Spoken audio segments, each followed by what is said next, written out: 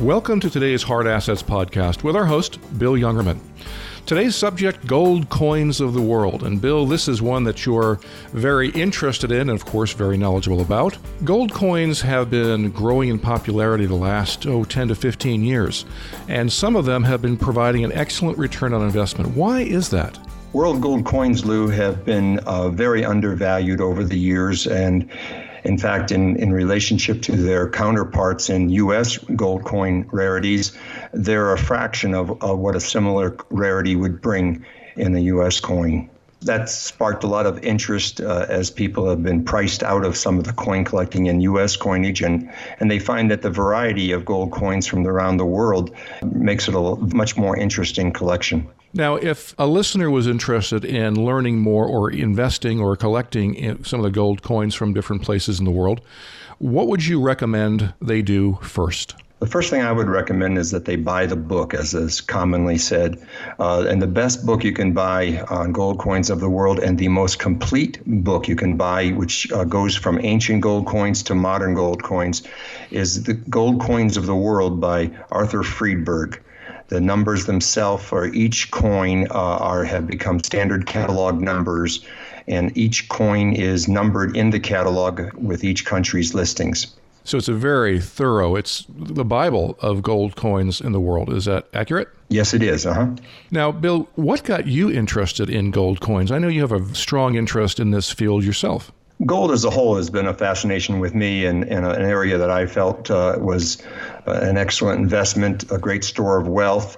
And back in the 1960s, I looked at gold as a bargain and started transitioning all of our numismatic collectibles into gold coins, initially gold coins of the United States, gold coin rarities of the United States, and then subsequently later on added gold coins of the world to our inventories. Now, coin collecting is not new. I mean, this new interest in gold coins of the world, you said, began 10 to 15 years ago, but it's been around a long time. Tell us a little bit about the history. Well, certainly, gold coins have been collected back even through Nero's time. So, I mean, it's something that's been very popular down through the ages. It's just in the last 50 years or 25 years, at least in this country, gold coins of the world have become very popular to collect. For many years, for centuries, actually, colleges used coins to teach their history. Coins in the world, gold coins and gold coinage of the world as a whole, help people to understand their rulers. They actually portrayed the very historical events of the time. And so they became very popular to use as teaching tools in the universities in Europe. That's fascinating. When you're looking at a coin, how does one grade gold coins? Actually, for world gold coins, the grading system is the same as it is for U.S. gold coins. And the grading services also authenticate and grade world gold coins. And as a result, they use the same grading criteria. So that they might start in a good condition, very good, fine, and they have all numbers to go along with that. The most technical part is when you get into the uncirculated condition, of which there are 11 different numbers describing a coin with the least amount of bag marks, the least amount of different factors that touch a coin over the history of its existence. So they grade these coins, and as far as uncirculated is concerned, they start off at mint state 60, and they go all the way for a perfect coin to mint state 70. Okay, so mint state would be 60 to 70. I'm assuming that coins that have been actually circulated are going to be less than that, 50s, Correct. 40s. Okay. Mm-hmm. Are there any countries that stand out in the world as being most focused on minting gold coins? Actually, Great Britain is a very popular country and has issued a great many coins from its history, but the greatest number of coins that were ever issued in gold, and maybe in all different kinds of metals, comes from the country of Germany, with its many different city-states issuing all kinds of coins. There's actually 3,900 different gold coin types in Friedberg's book on gold coins of the world, just for Germany alone. So collecting German coins becomes very expensive and almost impossible. So what people do is they collect individual types of city-states from Germany, like Hamburg or Prussia or different places in Germany. And they'll also collect German denominations, for instance, gold ducats from Germany, or the 20 mark series from Germany. There's a host of different ways that one can collect gold coins and not have to go for every single coin that was minted by an individual country. Bill, there are different types of gold coins that have been minted by places like Germany and the U.S. and the different countries of the world. What are some of the different types of coins? Okay, before we went off the gold standard in 1933, countries issued gold coins and they were used in circulation. They were money. And they were used, and they often had the emperor or the king's portrait on the coins. They would have the commemorative things that they were maybe commemorating at the time. But when we went off the gold standard in 1933, countries ceased making gold coins for the most part. There were a few that continued. And then we didn't see gold coins, especially in this country, until 1984, when the United States made the first gold coin, a commemorative gold coin, 1983, 1984, for the U.S. Olympics in California. That was the beginning of a commemorative series of coins that the United States has been issuing ever since. All different kinds of commemoratives, from presidents to wives of presidents, a host of hundreds of different commemorative coins. In 1960s, the Franklin Mint picked up on commemorative gold coins also, as the laws were being relaxed slowly concerning what a person could own in the way of gold coins. And collectible coins were allowed to be owned, so they started making commemorative coins for all different kinds of countries, from Africa to South America and different things of that, which produced a prolific amount of gold coins from countries that never even issued coins before, or gold coins before. And these were made just strictly for collectors, commemorative type coins. Then in 1967, South Africa came out with a gold Krugerrand, which was the beginning of the first bullion gold coin to be issued for purposes of investment in gold bullion. They were then followed by the Royal Canadian Mint's Maple Leaf, and then later on in 1986, the United States issued the U.S. Gold Eagle. Those are all gold coins issued for one reason, and that's for bullion, for the purpose of buying gold bullion for investment and as a secure place of value protecting one's currency. Now, the investment potential, you're just talking about investments. What is the investment potential of U.S. coins, let's say, versus those of the rest of the world? Okay, well, U.S. gold coins have had a big run since the 1980s, I would say. Markets began very popular. Gold hit in 1980, $850 an ounce. And U.S. gold coins were expanding in prices amazingly, and they've continued to do so. But somewhere around in the last few years, we've seen that market has kind of priced itself out in many areas. And people are looking around for areas that are undervalued, and so are we, and that's why we chose world gold coins. A coin that brings $1 million in a U.S. gold rarity might only bring $10 or $20 or $30,000 in a world gold coin rarity. So it gives a person an opportunity to own things that maybe there's only 2, 3, 4, 5 known to exist, and still not have to spend $1 million on the coin. Bill, are there any places that you're looking at, any countries that you're looking at yourself right now that you think are especially interesting? I think the gold coins of countries that speak to their history, that have limited supply, and that are not like Germany with 3,900 different types. Many of the South American, Central American, Spanish colonial coinage is very popular with collectors. Mexico is a very popular country to collect. And so there's many countries that you can go and collect, and every coin is an experience. It's a history lesson. It's unique in and of itself in many ways. So there's many countries like that. I like gold coins of Scotland, but they were only made from about the 14th century to the 17th century.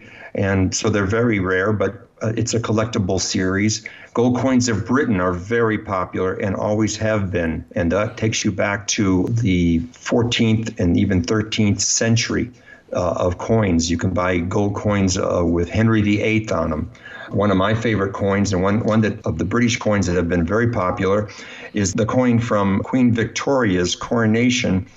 And they produced a proof set of coinage, one of which coin was the 1839 5-pound or 5 sovereign size coin with Una and the lion on the back and Queen Victoria on the front.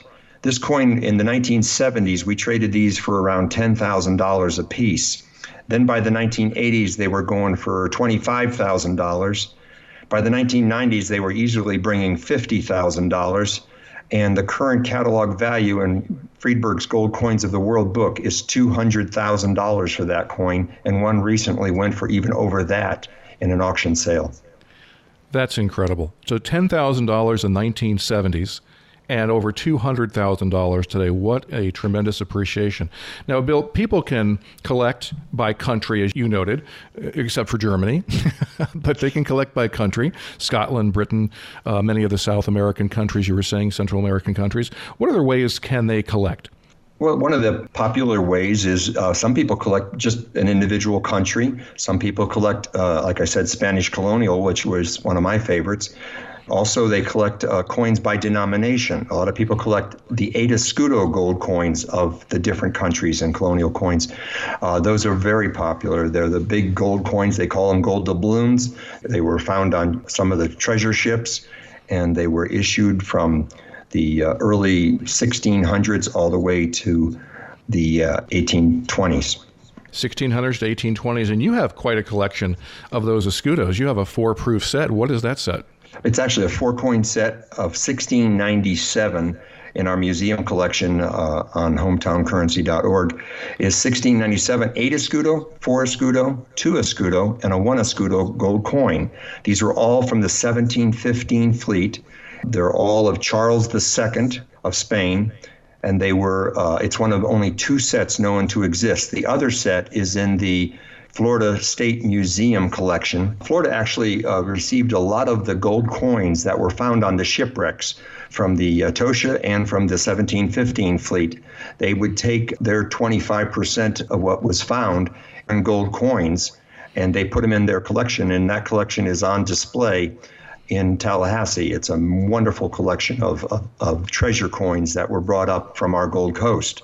I happen to be able to put together this set over the last few years, the 8 escudo, the 4 escudo, the 2 escudo, and the 1 escudo. And it is, like I said, one of only 2 sets ever completed. Bill, what does a set like that run? A collection like that, in the condition that I have it, is probably worth around $200,000. That's incredible. And those were found off the coast of Florida. A little bit of history right there. Tell us about that fleet. How did we find them? Why did they end up on the coast of Florida? Where did they end up? How did that all come about? Yes, in 1715, the fleet was organized. They came together from the different South American ports, and they met up in Cuba. And from Cuba, they were to sail back to Spain with all the treasures that had been mined and stolen and whatever they could get their hands on to take back to King Charles and actually King Philip V at the time. And those several dozen ships all were sunk, with the exception of one of them, in the 1715 fleet hurricane that took them all to the bottom of the ocean. And many of them were salvaged. The King of Spain immediately sent ships to salvage as much of the treasure as could be found. Some of them were washed up on the shore, rocks and things. And of course, the pirates were all over the place trying to get the treasure also. It was a massive amount of silver and gold coins and silver bars and gold bars. They're still being found on our beaches from time to time. And just a few years ago, one diver salvage company brought up over $15 million worth. Fascinating. And that's off the coast of what is today Fort Pierce, as I understand it. And there is some thinking that that's responsible, that shipwreck, that fleet, and that gold is where we get the name Treasure Coast. Is that correct? Yes, it is. It's fascinating. Fascinating story. Bill, anything else you'd like to tell our listeners who might be interested in beginning to collect or invest in their own gold coin collections? Well, I certainly would go back to the same premise of make sure you get a hold of the Gold Coins of the World book, the 9th edition by Friedberg, and start to study that, and you'll enjoy the history and the romance of these coins, and you. If you're interested in collecting, you can call us, and we'll be happy to sit down with you or talk with you over the phone and give you some ideas and some things to do and things not to do when it comes to collecting these coins. Well, thank you, Bill. Thanks for your time. Fascinating subject, gold coins of the world. If you've been listening to the podcast today and you'd like to learn more about gold coins, you'd like to learn more about precious metals and hard assets in general, you want to subscribe to Bill Youngerman's new Hard Asset e-newsletter. The e-newsletter has information, has a feature, usually has a podcast of some sort on a specific topic or issue of relevance to hard assets. And it comes also with a precious metals trends graph and and commentary from Bill. And it also has examples of hard assets that have appreciated over the years.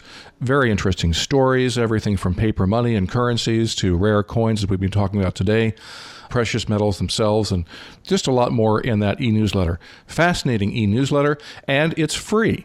And the way you can obtain yours is simply by going to the WilliamYoungerman.com website.